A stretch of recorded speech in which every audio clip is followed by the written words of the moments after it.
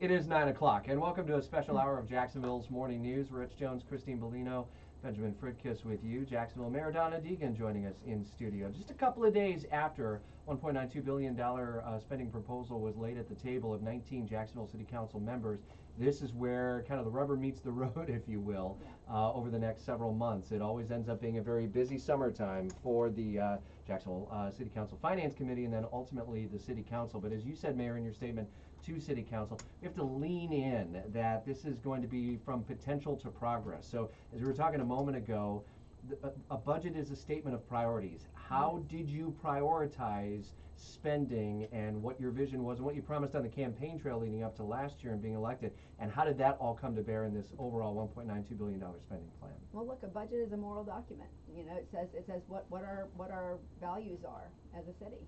And so we believed very heavily that we needed to invest in public safety. Went very heavily toward what we felt were far more fair contracts for police and fire. It's a big city. There's a lot of responsibility. We grew by 17,000 people last year, and so really our ad valorem taxes pretty much go to pay for public safety because we have such a large city. And so we were pleased to be able to do that. So police and fire, big investments this year. Big investments into our underserved neighborhoods. I think there were $150 million worth of CIP projects that go into 8 districts. What's CIP for those who don't know? Capital Improvement Plan. So infrastructure on critical needs in 8, 9, and 10, districts 8, 9, and 10. But we are very intentional about making sure that we are going to keep marching toward keeping those broken promises of consolidation, because that's how we have a city that works for everybody, and that was obviously a major goal when I came into office. So as we look at the law enforcement part, and you actually mentioned taxes, we might as well just get it right out of the way. Are taxes going up as a result of this? They are not. And why not, despite the increased spending? To the average person who's hearing this, how come taxes don't go up despite an increase in $165 million? Well, look, I don't want people to get the idea that we're bringing in less money than the ad valorem taxes increased this year. The money that we got increased, but this is such a nuanced thing. It was about $68 million less than what we were anticipating, and the reason for that was because we had a lot of folks that had their properties reevaluated, commercial properties primarily, that had a lot of vacancies after COVID. So we have a lot of buildings that are at least half empty. Insurance costs have gone way up for commercial properties, and so they asked to have those properties reevaluated, revalued. And so that takes a little while. From COVID to now, those things started to roll through the tax system. And so they were reevaluated and they came in far lower. So that's what the reframing of what we thought we were going to have. So what we did is we decided to have identify several one-time costs that we could take out of the city reserves, and we did that because last year we had such a big year we had extra because of all the money that was coming in from the federal government. By the end of the year, we took $78 million and moved it into reserves. And we're just talking general reserves. And then I personally took $20 million from that and moved it into emergency reserves. So we have targets for both of those things. We are almost double still, even with the money that we're taking out of reserves this year, we still have almost double the amount of money in reserves that is our target. So we have plenty of money in our reserves. We don't want to use that as something that we would use for recurring expenses, but for one-time expenses it makes sense. So there's not a need to raise taxes.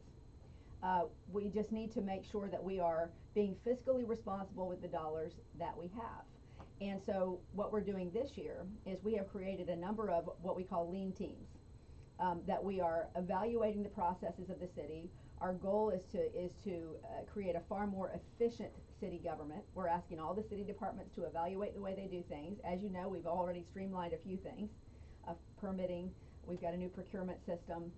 We want to make sure we are as efficient as we can be, and by next year we hope we'll be able to show that we have been able to save the city a whole lot of money. There was some initial pushback from Finance Committee Chair, former Council President Ron Salem, and a couple of others who were initially a little bit concerned about tapping that emergency. We didn't tap any emergency funds. No emergency funds were tapped. So just the general. There's two pots of money. Okay.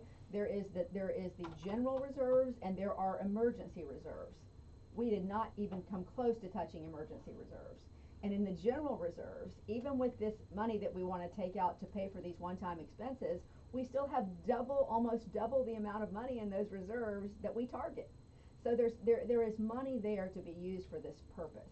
So it's not something we'd want to do every year, but I will tell you that 9 out of the last 10 years, we have taken money out of reserves. The only year we didn't do that was last year. Okay.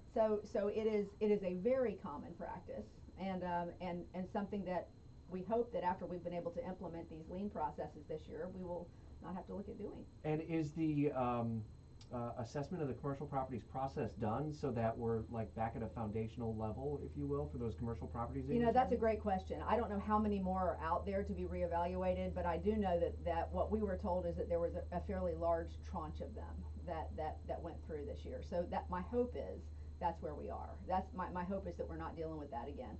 But as I said, we have to look at everything with fresh eyes. And that means we have to look at all the processes. We've done that since we came in, and we're just continuing that process.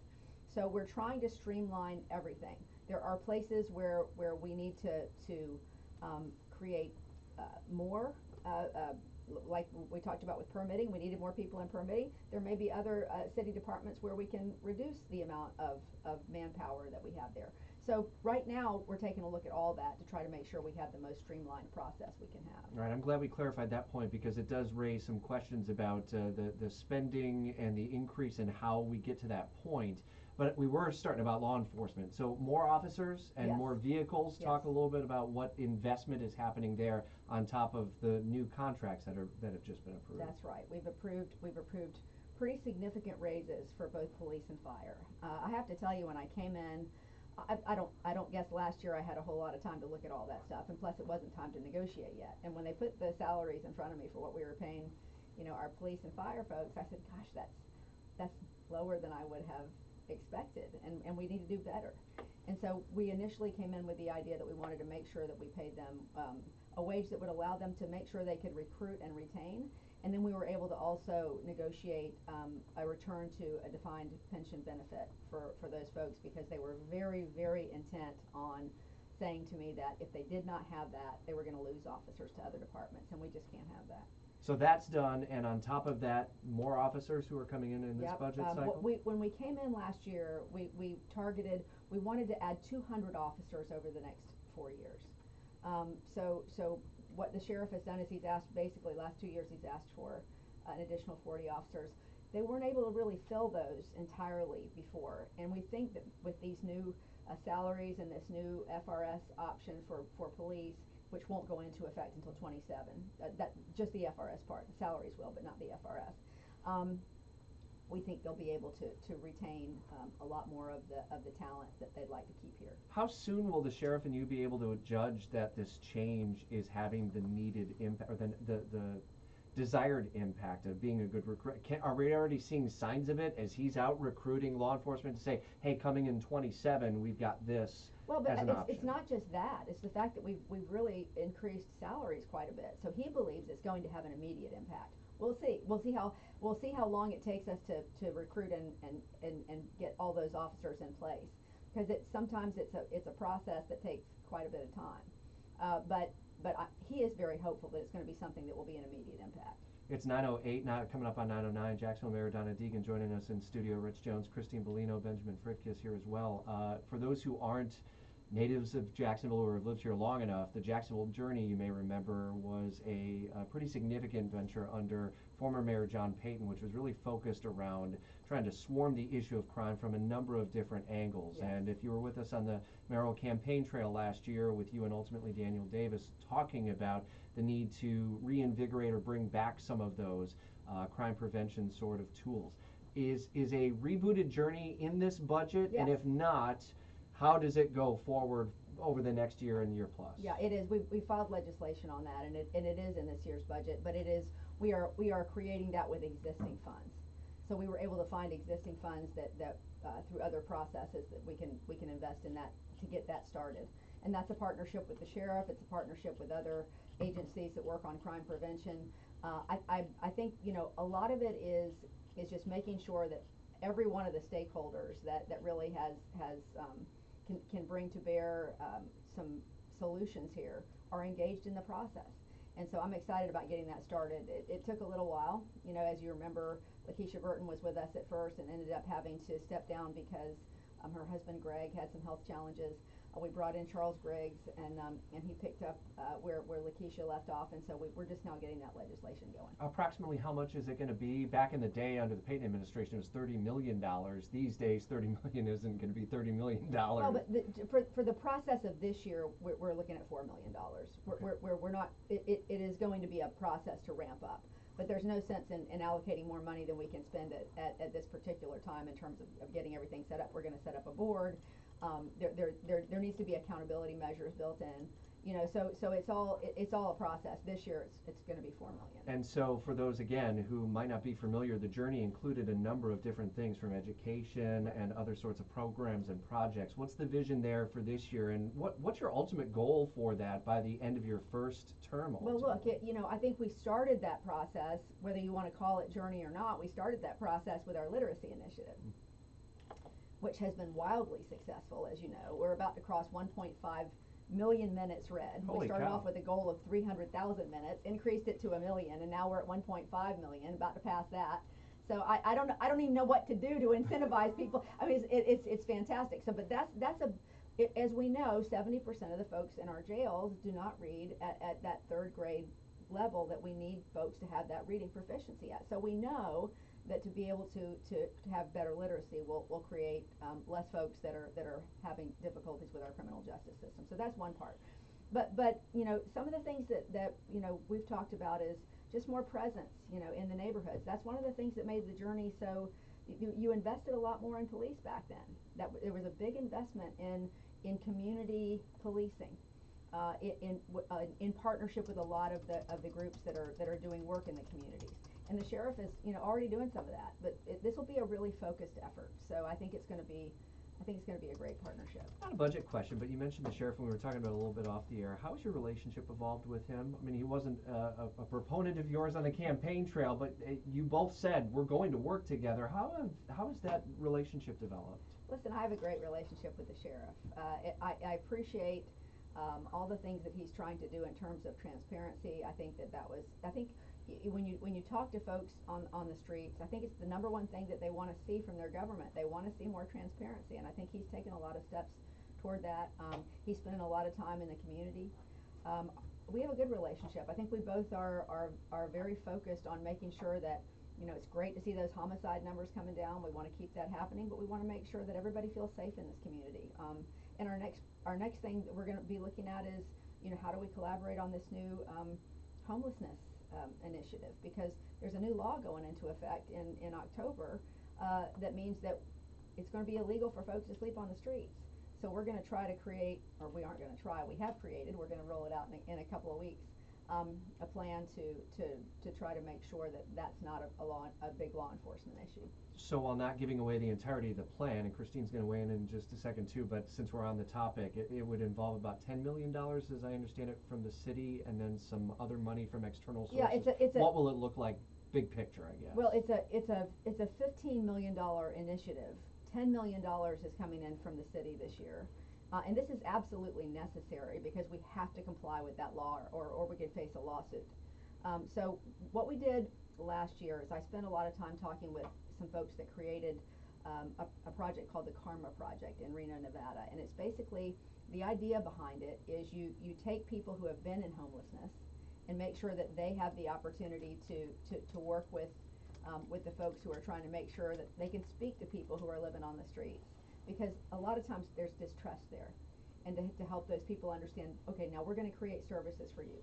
So it's about creating housing, because we weren't excited about doing a tent city. I want people to be able to live with some dignity. So we are working toward various forms of housing, wraparound services, mental health services, other services that will help get people into the workforce once they've been able to establish themselves, you know, that they don't have other issues to work on, and then eventually to get them back out into society, those that we can. And the goal is to get to what we call functional zero, and that is, obviously you're always going to have homeless people, but you want to make sure that you're getting as many people, you know, back off the streets as you can, and more than that are going back on the streets.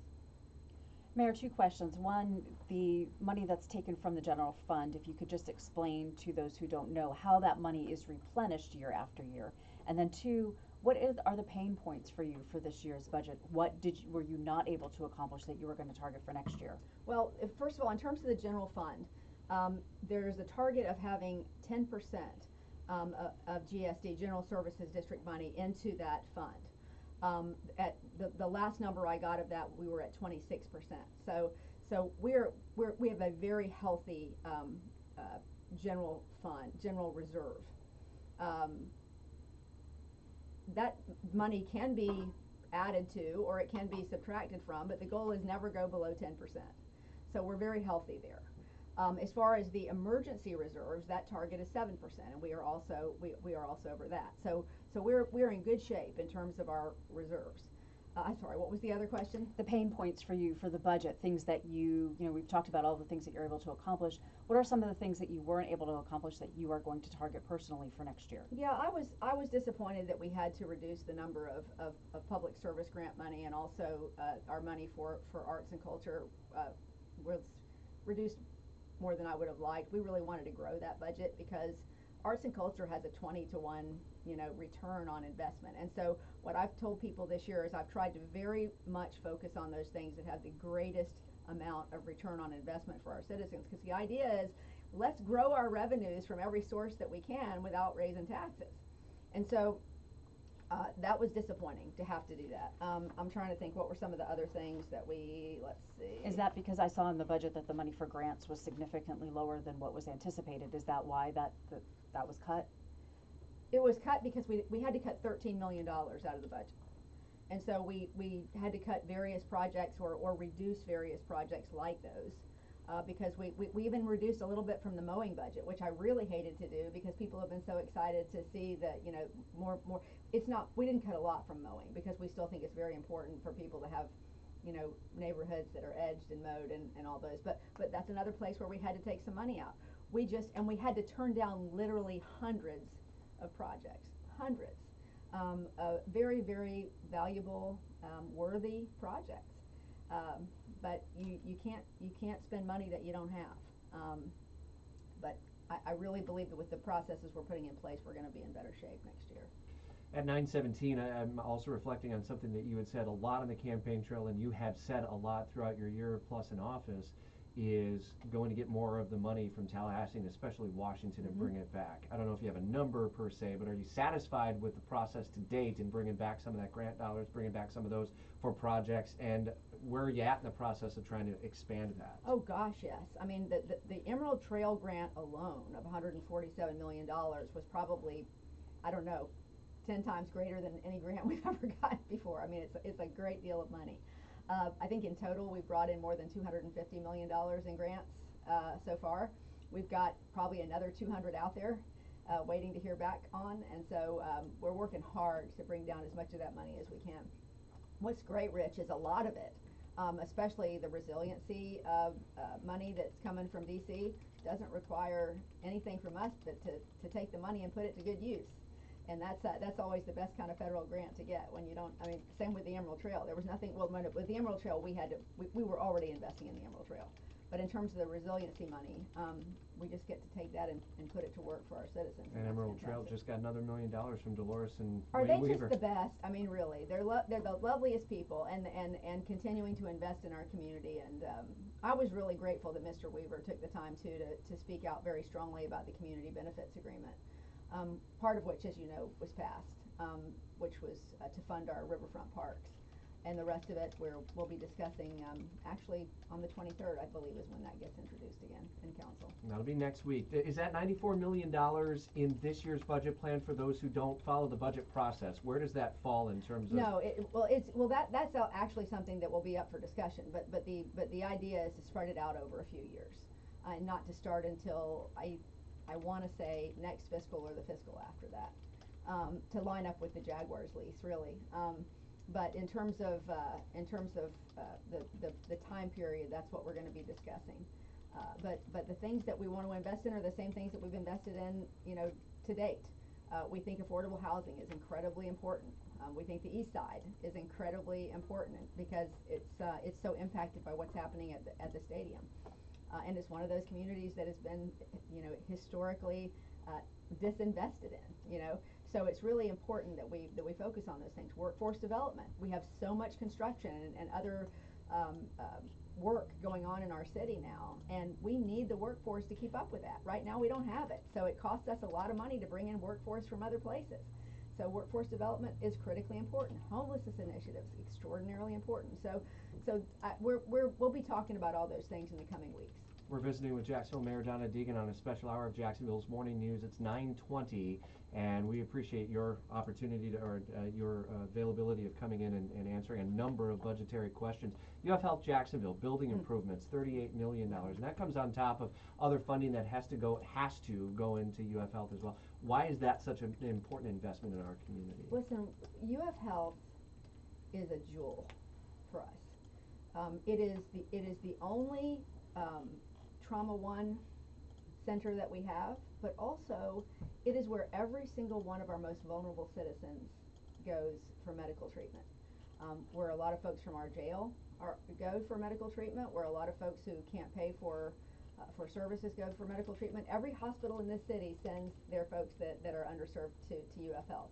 And so we have to make sure that we can provide for those folks. It's really important. It's our only safety net hospital. So they are, if you've ever been over there, and Rich, if you haven't, I suggest that you take a tour. That hospital is so overburdened right now that we have got to put some resources into it to make sure they can continue to operate and they can continue to provide that amazing service that they provide. And I think that's a $38 million building improvement? $38 million building improvement, and then we invested about $60 million, between $56 million and then another $4 million in terms of providing them their own transport. That would save them about $4 million a year. That investment will pay many dividends because it'll keep a lot of people out of the emergency rooms. Parks obviously are a big investment. We talked about parks investment and park spending as part of the Jaguars deal and more, but the other move that's happening is the relocation of the fairgrounds out toward the far west side, and ultimately, where does that whole process stand? Because it's almost like this game of you've got all these different moving parts at the same time. And is that reflected in this year's budget, or is that further down? No, it is reflected in this year's budget. That is something that there are a number of things in this year's budget that are things that we have promised to do, and things that we needed to fund because that move is going to be necessary. So that is reflected in this year's budget. Okay, and so to remind everyone where that's at, that requires, or that has the fairgrounds moving out to the equestrian center location. Right. So it's paying for that process? Yes. Okay, and then the Jaguars or Iguana investment ultimately takes over the ownership of the land. That's correct. And are we done in understanding about the investment in a school there? Is that where are we at in that process overall with UF? The UF? Yeah. Yeah. We're still moving forward. Right now we are waiting to hear from them what location they would prefer. They're looking at sounds like they've narrowed it down to a couple of locations, either the fairgrounds location or the old fairgrounds, not new fairgrounds. Yeah. The old fairgrounds location. That'd be a different kind of circus. Right. Yes, it would. Or an area over closer to the Prime Osborne. So we're still looking at that, but absolutely all that is still moving forward, and I think we are in a very strong position to get the Semiconductor Institute as well. So that may be on the UF campus, it may be near the UF campus, but all that's going to happen. Semiconductor, for those who may not be aware of it, what's that? It's the Semiconductor Institute. Well, the CHIPS Act for Congress would provide us hundreds of millions of dollars to create chips. And the Semiconductor Institute would basically train people. It's another educational opportunity for us. Train people to do that work. So it's incredibly important for us, in terms of an economic development tool, to be able to attract that, because not only is that $80 million from the state, but it's hundreds of millions of dollars from the federal government to make that go, and then it provides our citizens with an opportunity, a big opportunity, to be able to be in an industry that is really the industry of the future. As we are wrapping up, some of the not so sexy parts of government are really the essentials of government, which is like streets and mowing and construction and maintenance and stuff like that. What are you most satisfied with in terms of what you're presenting in terms of the spending proposal for either street resurfacing or those kinds of things that again are essential government functions? Well, listen, we met all of our targets that way. Even with this year's budget, we met all the targets that we have for all those things that we want to do in terms of infrastructure. And as you know, Rich, it's probably one of the things we talked about most when I came in. If you build it, they will come. That's what I believe. You got to get that infrastructure piece right. That's why the Riverfront Parks infrastructure has been so important and why we're so excited to have that in place. But all those things are incredibly important. I told the team yesterday, I said, we need a hashtag make infrastructure sexy again or something, because people need to understand. It's a long hashtag. It's a long hashtag, but my point is, it is probably the most important thing we do. And so it was incredibly important to me in this budget, not only to invest in those communities that have been left behind, but to make sure overall our city's infrastructure, that we keep up with it and that we are continuing to make the repairs and advancements that we need. We cannot expect to have a city that functions properly without having proper infrastructure. And so we've allowed that to crumble some over the years. We just cannot continue to do that and be a successful city. What do you think will be ultimately the vulnerable targets that members of the city council are going to scrutinize over the coming weeks? Are you already prepared for those things? Honestly, I'm hearing, and look, that's their job, right? They're going to look at the budget, they're going to see what they think about it, but at the end of the day, it's a pretty darn lean budget. I mean, there's not any bells and whistles in this budget. So they're certainly welcome to take it apart and look at it, but I don't really know what they're going to get rid of out of this budget if they do. It is a very tight budget, and I would hate to see us in this city, as we talked about at the very top of this segment, I would hate to see us go backwards, because that is, as I said the other day, it is thinking small that has kept us in mediocrity. We have got to lean in. We have to absolutely look at ways we can lean down in city government, but we also have to lean into making sure that we are providing what we need for our city to have a return on the investment. And if you don't invest, there will be no return. As we wrap up our conversation with Jacksonville Mayor Donna Deegan, approaching the bottom of the hour, we're about to get a You Decide 2024 update from the Republican National Convention. You weighed in over the weekend about the assassination attempt, political violence in general. How does the city work with law enforcement to ensure that politicians, that everyone is as safe as they can be, whether we see former President Trump come to Jacksonville, President Biden, Kamala Harris, J.D. Vance, or others coming to Jacksonville? What's the effort there to prevent political violence from happening again? Well, listen, it starts with having some mutual respect for each other. I mean, and I know that sounds, I don't care how it sounds. I talk about love and unity a lot, and I think that it is a very underutilized resource, and yet one that we have total control over in our community if we will simply, as I've said so many times, take the time to see each other's humanity and respect each other. It doesn't mean we have to agree. We can still disagree. We can still be passionate in our disagreement, but it doesn't mean we have to hate. And I think that will, if we can take that temperature down in Jacksonville and we can have that city where we all give each other mutual respect in this process, I'm hopeful that we can be a great example for the rest of the country. I think we have been in large part, and I'd like for us to keep going in that direction. We cannot control what everybody says, but here I hope we can have some mutual love and respect for each other.